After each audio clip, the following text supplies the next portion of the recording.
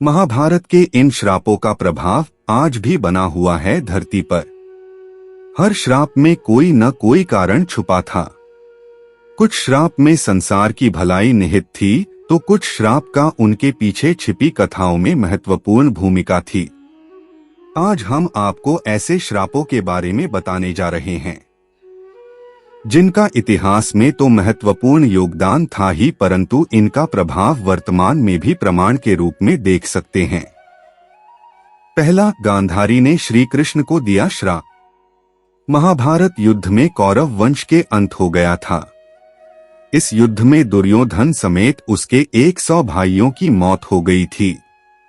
कौरवों की माता गांधारी अपने पुत्रों की मृत्यु की वजह से शोक में व्याकुल थीं। भगवान कृष्ण के आते ही उनका क्रोध और बढ़ गया और क्रोधित गांधारी ने श्री कृष्ण को श्राप देते हुए कहा कि जिस तरह मेरे पुत्रों का अंत हुआ है उसी तरह तुम्हारे वंश के लोग एक दूसरे को मारने के कारण नाश हो जाएगा। तब श्री कृष्ण ने कहा कि आपको इससे शांति मिल सकती है तो ऐसा जरूर होगा। कुछ दिन बाद जब कृष्ण द्वारिका में रहते थे तब दुर्वासा ऋषि अपने अपमान के चलते एक बच्चे को श्राप दे दिया कि तुम्हारे वंश का नाश हो जाएगा। इनके शाप के बाद सभी एक दूसरे को मारने लगे और फिर कुछ ही लोग बचे थे और कुछ दिन बाद कृष्ण की द्वारिक सागर में डूब गई।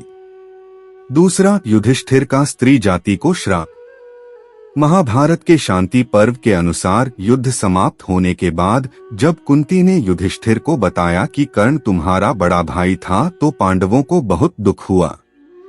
तब युधिष्ठिर ने विधि विधान पूर्वक कर्ण का भी अंतिम संस्कार किया।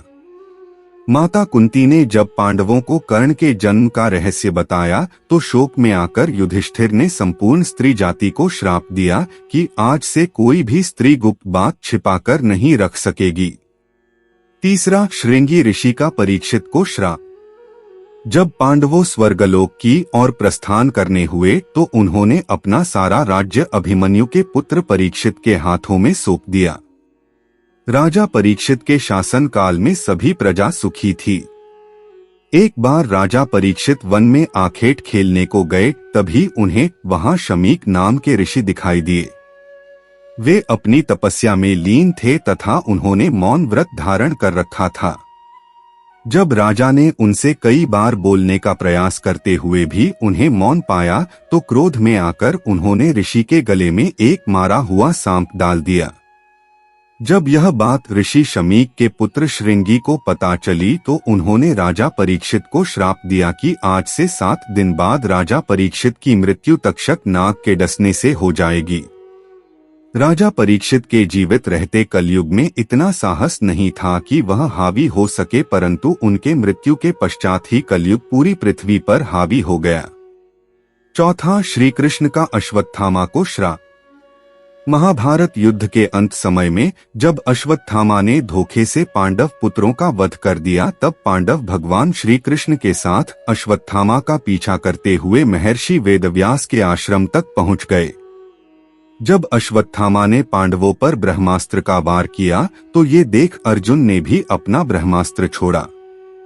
महर्षि व्यास ने दोनों अस्त्रों को टकराने से रोक लिया और अश्वत्थामा और अर्जुन से अपने अपने ब्रह्मास्त्र वापस लेने को कहा। तब अर्जुन ने अपना ब्रह्मास्त्र वापस ले लिया, लेकिन अश्वत्थामा ये विद्या नहीं जानता था, इसलिए उसने अपने अस्त्र की दिशा बदलकर अभिमन्यु की पत्नी उत्तरा के गर्भ की ओर कर दी। यह देख भगवान श्री कृष्ण ने अश्वत्थामा को श्राप दिया कि तुम 3000 वर्ष तक इस पृथ्वी पर भटकते रहोगे और किसी भी जगह किसी पुरुष के साथ तुम्हारी बातचीत नहीं हो सकेगी। तुम्हारे शरीर से पीप और लहू की गंध निकलेगी, इसलिए तुम मनुष्यों के बीच नहीं रह सकोगे, दुर्गम वन में ही पड़े रहोगे। पांचवा, यमराज को मांडव्य ऋषि का श्राप। महाभारत के अनुसार मांडव्य नाम के एक ऋषि थे। राजा ने भूलवश उन्हें चोरी का दोषी मानकर सूली पर चढ़ाने की सजा दी।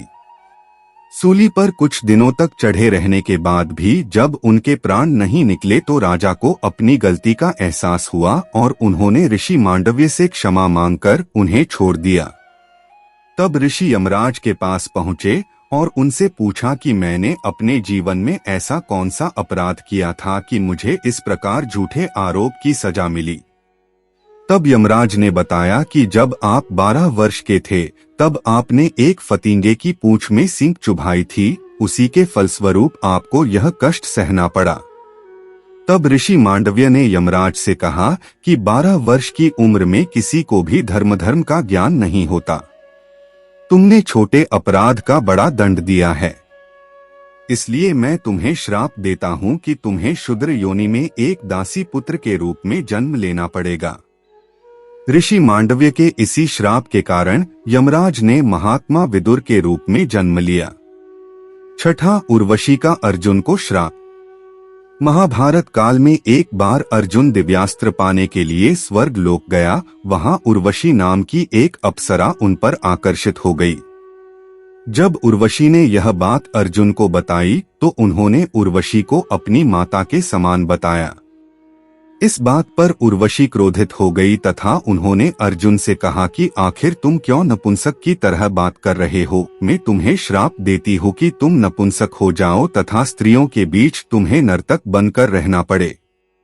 जब यह बात अर्जुन ने देवराज इंद्र को बताई तो इंद्र ने अर्जुन को संतावना देते हुए कहा कि तुम्हें घबराने की जरूरत नहीं है। यह श्राप तुम्हारे वनवास के समय वरदान के रूप में काम करेगा और अज्ञातवास के समय तुम नर्तिका के वेश में कौरवों के नजरों से बचे रहोगे। सातवां, परशुराम का कर्ण को श्राप। महाभारत के अनुसार सूर्यपुत्र कर्ण परशुराम के ही शिष्य थे। कर्ण ने परशुराम को अपना परिचय एक सूत पुत्र के रूप में दिया था। एक बार जब परशुराम कर्ण की गोद में सिर रखकर सो रहे थे, उसी समय कर्ण को एक भयंकर कीड़े ने काट लिया। गुरु की नींद में विघ्न न आए, ये सोचकर कर्ण दर्द सहते रहे, लेकिन उन्होंने परशुराम को नींद से नहीं उठाया। नींद से उठने पर जब परशुराम ने ये देखा तो वे समझ गए कि कर्ण सूतपुत्र नहीं बल्कि क्षत्रिय है। तब क्रोधित होकर परशुराम ने कर्ण को श्राप दिया कि मेरी सिखाई हुई शस्त्र विद्या की जब तुम्हें सबसे अधिक आवश्यकता होगी उस समय तुम वह विद्या भूल जाओगे। आठवां, महर्षि वशिष्ठ का वसुओं को श्राप। महाभारत के अनुसार भीष्म पितामह पूर्व जन्म में अष्ट वसुओं में से एक थे। एक बार इन अष्ट वसुओं ने ऋषि वशिष्ठ की गाय का बलपूर्वक अपहरण कर लिया। जब ऋषि को इस बात का पता चला तो उन्होंने अष्ट वसुओं को श्राप दिया कि तुम आठों वसुओं को मृत्यु लोक में मानव रूप में जन्म लेना होगा और आठवें वसु को राज, स्त्री आदि सुखों की प्राप्ति नहीं होगी। यही आठवें वसु भीष्म पितामह थे। नौवां, भीष्म को अम्बा का श्राप। महाभारत के अनुसार भीष्म काशी में हो रहे स्वयंवर से काशीराज की 3 पुत्रियों अम्बा, अंबिका और अंबालिका को अपने छोटे भाई विचित्रवीर्य के लिए उठा लाए थे। अम्बा ने रास्ते में भीष्म को बताया कि मन ही मन किसी और का अपना पति मान चुकी है। तब भीष्म ने उसे ससम्मान छोड़ दिया, लेकिन हरण कर लिए जाने पर शाल्व जिनसे वो प्रेम करती थीं, उसने अम्बा को अस्वीकार कर दिया। तब अम्बा भीष्म के गुरु परशुराम के पास पहुंची और उन्हें अपनी व्यथा सुनाई। अम्बा की बात सुनकर भगवान परशुराम ने भीष्म को उससे विवाह करने के लिए कहा, लेकिन ब्रह्मचारी होने के कारण भीष्म ने ऐसा करने से इनकार कर दिया। तब परशुराम और भीष्म में भीषण युद्ध हुआ और अंत में अपने पितरों की बात मानकर भगवान परशुराम ने अपने अस्त्र रख दिए। इस प्रकार इस युद्ध में न किसी की हार हुई न किसी की जीत। अम्बा ने भीष्म को श्राप दिया कि तुम्हारी मृत्यु का कारण मैं ही बनूंगी। अगले जन्म में अम्बा ने शिखंडी के रूप में जन्म लिया और भीष्म की मृत्यु का कारण बनी।